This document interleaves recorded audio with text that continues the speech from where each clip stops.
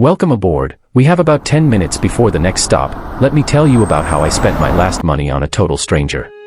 I still remember that night like it happened this morning.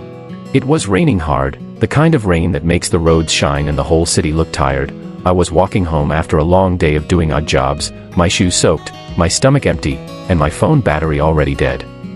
At that point, life had been beating me down for months. I had no steady work. My rent was behind, my friends had stopped calling as much, and the worst part was, I had started feeling like I was disappearing, like no matter how hard I tried, nothing in my life was moving. That night, I took a shortcut through a quiet street near the old market. Most people avoided that place after dark, but I was too tired to care. That was when I heard a sound so low, so weak, that I almost missed it. At first, I thought it was somebody talking on the phone, but then I heard it again. "Please, help me." I stopped. The street was almost empty, just a broken streetlight blinking above me, a few parked cars, and the heavy rain falling on tin roofs nearby.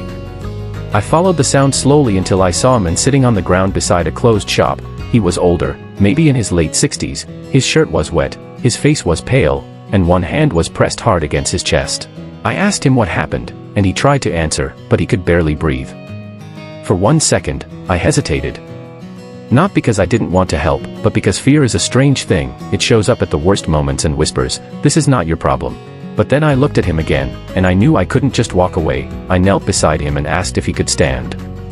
He shook his head, his lips were trembling. He reached into his jacket with the little strength he had left and pulled out a small metal tin. Then he pushed it toward me. Inside was a folded paper and a house key. His hand was shaking so badly I had to take the tin from him myself. The paper had an address written on it, along with one sentence. "If anything happens to me, take me home." My chest tightened. I asked him his name. He said, "Daniel." Then he looked at me with these tired eyes and whispered something that changed everything. "My son won't come. But maybe he will come for me if you go." I didn't even ask questions after that. I helped him stand, but he couldn't walk, so I called for a taxi with the last money I had on me, and we got him to the nearest hospital. The nurses rushed him inside immediately. I sat in the waiting area, wet from the rain, exhausted, and wondering why I had just spent my last money on a stranger. About an hour later, a doctor came out and told me I had brought him in just in time. He had suffered a bad chest problem. If I had left him there much longer, he might not have made it. I felt relief wash over me, but I also felt something else. I wanted to see who was supposed to pick him up. So I used the address in the tin and went there the next morning. It was a small house in a quiet neighborhood, nothing fancy. I knocked several times before a young man opened the door.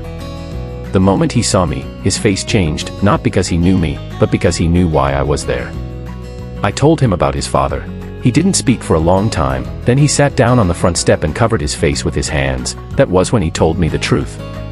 They had not spoken in almost 2 years. They had argued badly after the death of his mother. He had moved out, angry and stubborn, and he had been too proud to come back. His father had tried calling him for months, and he had ignored every call. I watched this grown man break down right there in front of me, and suddenly the whole thing felt heavier than rain, heavier than money, heavier than pride. He asked me why I had helped. I remember answering him very simply. Because your father was alone. That afternoon, we went back to the hospital together. When his father saw him standing by the door, he started crying before he even said a word, and his son, the same man who had been too angry to return a phone call, walked straight to the bed, held his father's hand, and said, "I'm here now, I'm sorry, I'm here now." I stood there quietly, trying not to make the moment about me, but before I left, the man reached into his pocket and handed me something.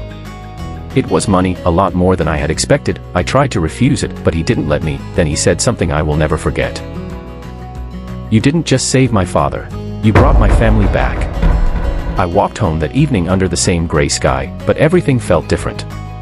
I was still broke, I still had unpaid rent, I still had problems waiting for me, but for the first time in a long while, I didn't feel invisible.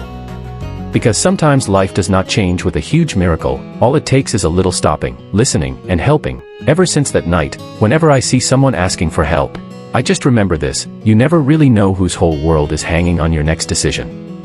Hope you learned something today, my honorable passengers. See you all on my next trip. Stay always blessed.